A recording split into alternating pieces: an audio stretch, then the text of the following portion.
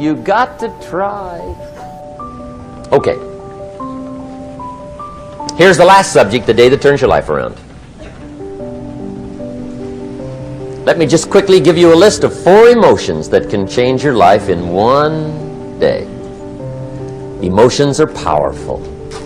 Sometimes it doesn't take much to alter your whole life direction.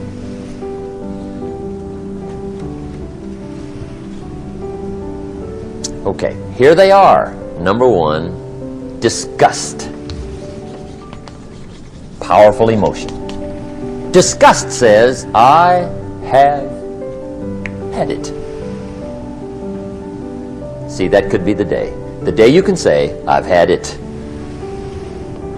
And whether you've had it with something small or something major, the day you can say, I've had it, may not be the day it ends, but the day it begins.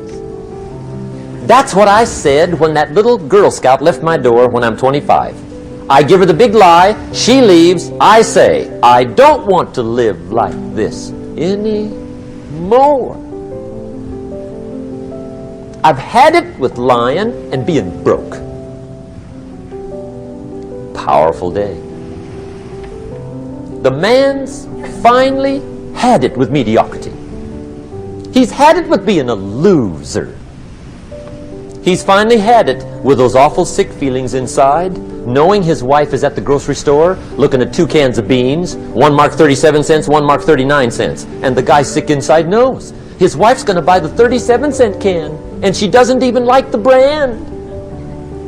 Do you know why she's going to buy the 37-cent can? To save 2 cents. The guy sick inside finally says, I've had it. Being on my knees in the dust looking for pennies, we're not living like this anymore.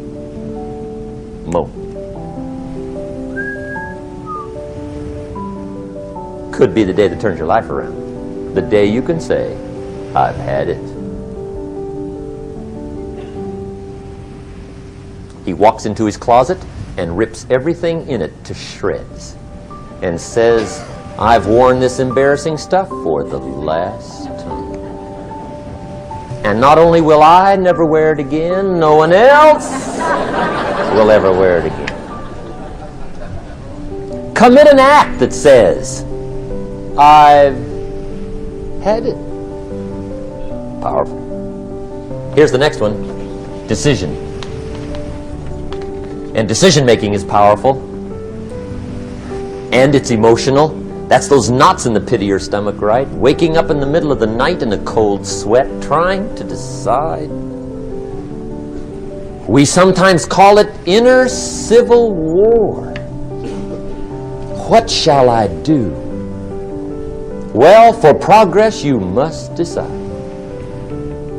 The best advice I can give you came from a wealthy friend of mine who said, if it's easy, do it easy. If it's hard, do it hard. Just get it done. If you went home tonight and in the next few days cleaned up a whole list of decisions, that might furnish enough inspiration for the next 10 years. I found this out many times after you've decided. Getting on with it is easier than deciding. Sometimes decision is the toughest part. Here's the next emotion, desire, wanting to bad enough. And I don't know how to tell you to want to. That's something you've got to come up with. There's 2 things I know about desire. Number 1, it comes from inside, not outside. You don't send off for it. Number 2, I know desire can be triggered by something. Who knows what it might be? Sometimes desire waits and sleeps for something to happen. Maybe it's a book, maybe it's a song, maybe it's a sermon, maybe it's a lecture, a seminar, maybe it's the conversation of a friend, a happening, an event. Who knows? The best advice I can give you is what I give my staff. It goes like this: welcome every human experience. You never know which one is going to turn it all on. Even the bad experiences. Sometimes from the bitterest experience comes the greatest awakening. So let down the barriers, take down the walls. The same wall that keeps out disappointment keeps out happiness. Let life touch you. Don't let it kill you, but let it touch you. Here's the last one. This one's powerful. Resolve. Resolve says, I will. Two of the most powerful words in the language. I will. Benjamin Disraeli once said, nothing can resist a human will that will stake even its existence on the extent of its purpose. Shortly put, I'll do it or die. See, that's powerful. That could be the day that turns your life around.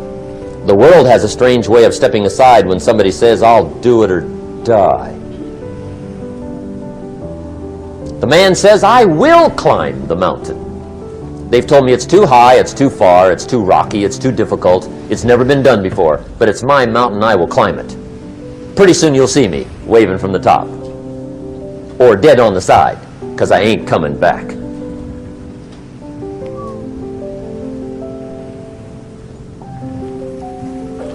The best definition I ever got from the word resolve came from a little junior high girl in Foster City, California, up north.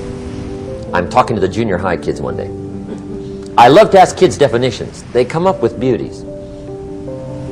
I got to the word resolve and I asked, who can tell me what resolve means?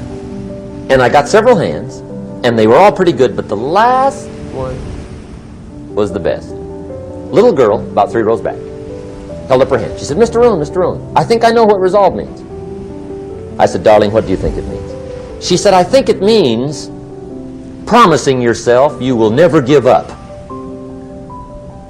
I said, that's it.